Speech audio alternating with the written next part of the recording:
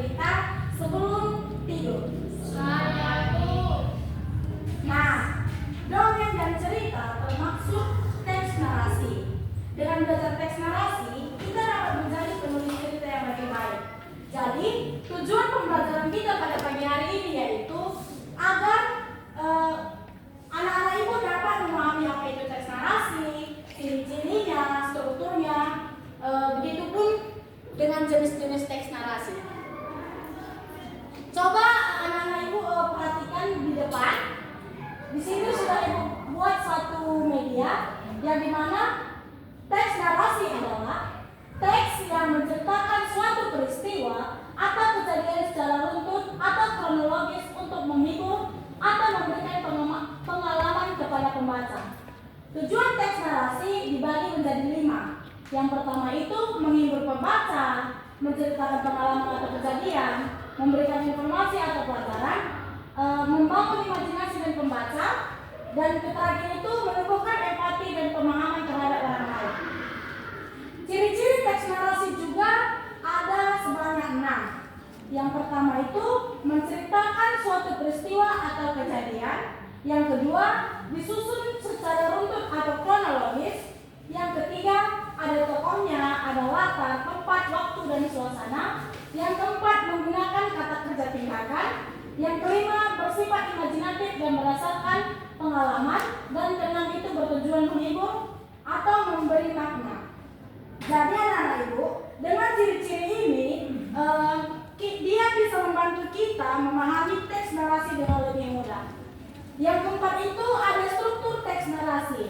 Teks narasi ini memiliki 5 struktur yang membangun sebuah cerita secara utuh. Yang pertama orientasi, itu pengenalan tokohnya. Yang kedua komplikasi, munculnya masalah atau peristiwa. Yang ketiga resolusi, penyelesaian masalah atau titik balik yang menuju akhir cerita. Yang keempat itu ada kode penutup cerita berisi amanat atau kesan dari cerita. Dan yang kelima itu reorientasi, itu opsional ya anak-anak ibu ya.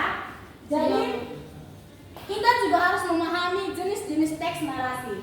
Jenis-jenis teks narasi dibagi menjadi 5. Yang pertama narasi fiksi, yang dimana itu ceritanya yang bersifat khayalan atau imajinasi. Yang kedua itu narasi non fiksi, cerita yang berdasarkan fakta atau kejadian nyata. Yang ketiga itu narasi deskriptif, yang menekankan pada penggambaran tokoh, tempat, atau waktu.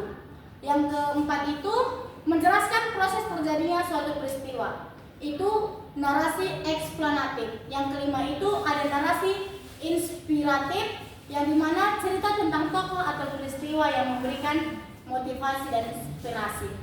Jadi di sini ibu ada games nih. Siapa yang mau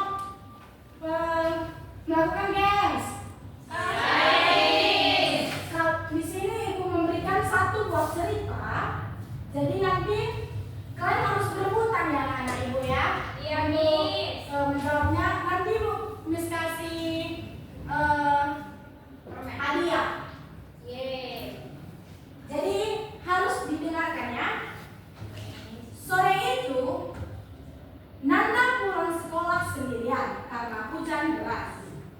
Saat berjalan, ia melihat seekor anak kucing basah di pinggir jalan. Nanda membawa anak kucing itu ke rumah dan merawatnya. Coba, Miss ingin bertanya. Yang pertama itu, siapa tokoh utama dalam cerita?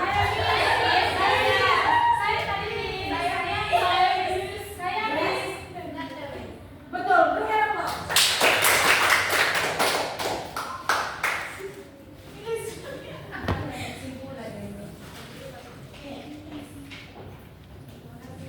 Yang kedua,